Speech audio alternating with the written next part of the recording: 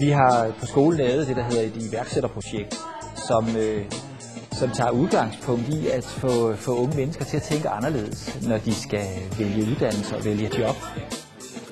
Selve iværksætterprojektet går ud på, at gruppen af elever deles op i små virksomheder, 3-4 elever i hver.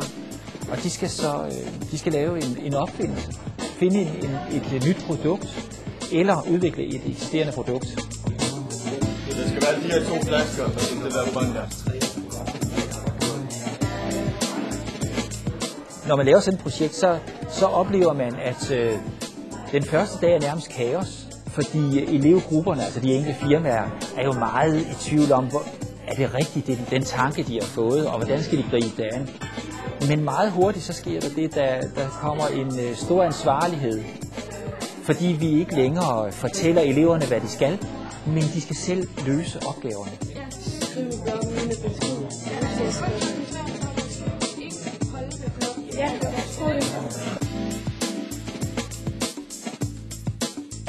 I selve ugen, vi har her, der skal de så kontakte firmaer, som kan hjælpe dem med at lave selve produktet, eller i hvert fald lave en prototype.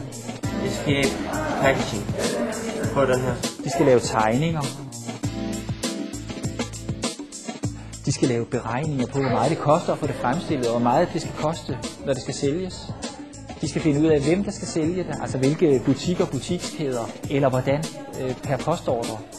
I det hele taget en markedsføringsstrategi skal de lave.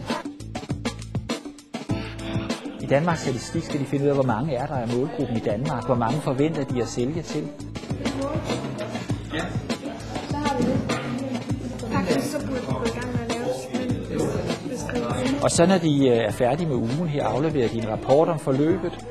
Og den skal de så fremlægge om 14 dage på Svendborg Erhvervsskole. De skal lave en stand med udstilling af deres produkt, hvor der så vil gå nogle folk fra erhvervslivet og stille spørgsmål til dem, således at de også skal arbejde udadvendt i forhold til det, de har lavet.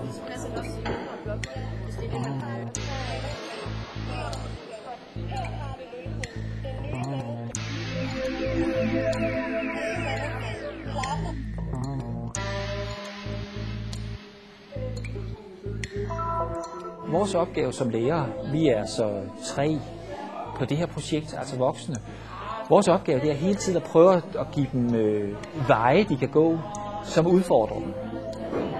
Og så er det selvfølgelig at gribe dem, hvis de er ved at lave noget, hvor vi kan give måske lettere veje, eller måske mere dybgående veje. Og derfor så cirkler vi rundt. Altså eleverne er jo spredt i mange lokaler på skolen, EDB-lokaler, formning, sløjd, metalsløjd. Der befinder de sig, så vi cirkler rundt der og er dem, der finder og hjælper dem videre med deres tanker. Så tror jeg, det er vigtigt, at man afsætter lærerressourcerne i hele den uge, projektet kører. Således at de ikke skal til andre timer. Således at andre lærere ikke kommer ned og har et par timer. Fordi så ved man ikke, hvor langt eleverne er kommet, og så kan man ikke være rigtige vejledere. Man skal tage valget på en skole. Når så fremmedsprogene for eksempel mangler timer fra den uge, så må man senere lave et andet projekt, hvor de er begunstiget. Og det gør vi, og det kan sagtens lade sig gøre. Der er ingen tvivl om, at eleverne de bliver engageret i det, fordi der er en deadline, hvornår de skal være færdige. Pludselig kender de et mål, og når de laver undersøgelser blandt folk på gaden, så får de pludselig ny inspiration, som forstærker det, de er i gang med. Så der er ingen tvivl om, at deres ansvarlighed og deres engagement øges betragteligt. I det her projekt, der har vi lagt vægt på IT og på dansk og på matematik især. I dansk har vi inden projektet her arbejdet meget omkring billedanalyser. Og det har vi selvfølgelig taget udgangspunkt i billedmediet som anvendelse inden for reklameverdenen. Derfor tog jeg sådan en tyk dame og sådan en meget sådan supermodel-agtig en. Det skal de så bruge i deres arbejde med projektet. Og på samme måde arbejder vi med matematik og de fag, der implementerer i det her projekt.